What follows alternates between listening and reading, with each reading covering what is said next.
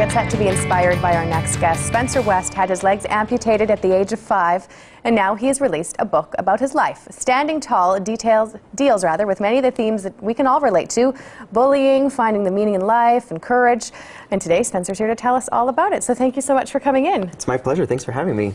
Okay, so we'll start sort of at the beginning of your journey with an amputation at age 5. Tell us what led to that. Yeah, I was born with a genetic disease that caused the muscles in my legs not to work.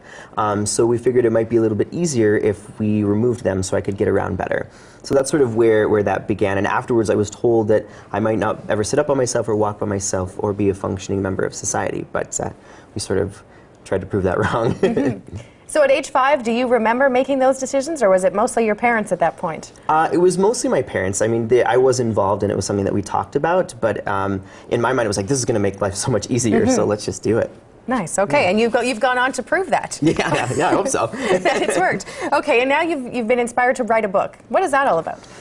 You know, I'm really lucky. I work for Me to We as a motivational speaker, and I have about an hour to tell a little bit about my story, but it's not enough to really highlight the amazing people who also supported me in getting me to where I am today. So I wanted to be able to share a little bit more about my story, but also my incredible family and mentors who were such a huge part of my journey. So this is sort of an homage to them as well. And some of the themes are bullying and looking for meaning in life. What sort of things have you encountered along the way? Yeah, you know, being different came with a bunch of challenges, societal and as well as in school, for looking different and getting out into the real world and what that was like as well. So I wanted to hopefully use these experiences to inspire other people to overcome their obstacles and understand that every challenge has a lesson, and that's really important for us to start recognizing those and to be able to take risks in order to learn some of those lessons.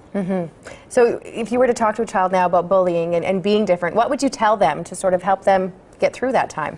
I think the first thing is that they're not alone. I think this is something that is still happening in schools all across North America and the rest of the world.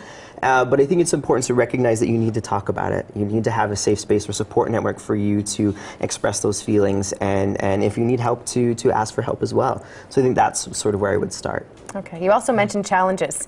You have your own challenge coming up, a huge one. You're going to climb Mount Kilimanjaro in this upcoming June. Yeah. I was really lucky. I've had the opportunity to visit Kenya multiple times through Me to We, and they really captured my heart. And as we all know, the drought in East Africa is huge, and I wanted to be able to give back a little bit. So my best friends and I are going to climb Mount Kilimanjaro this summer in hopes to raise money to go towards drought relief through our best friend organization, Free the Children. Fantastic. And you've been there before. You've been to India and Africa. And what sort of things are you doing while you're there? Is it more of the same, sort of sharing your story and trying to motivate kids around the world? Well, actually, while in there, I'm a leadership facilitator, so I'm typically with students from all over North America, and we're volunteering and building a school and sort of leading them through the process that I went when I went to Kenya 3 years ago.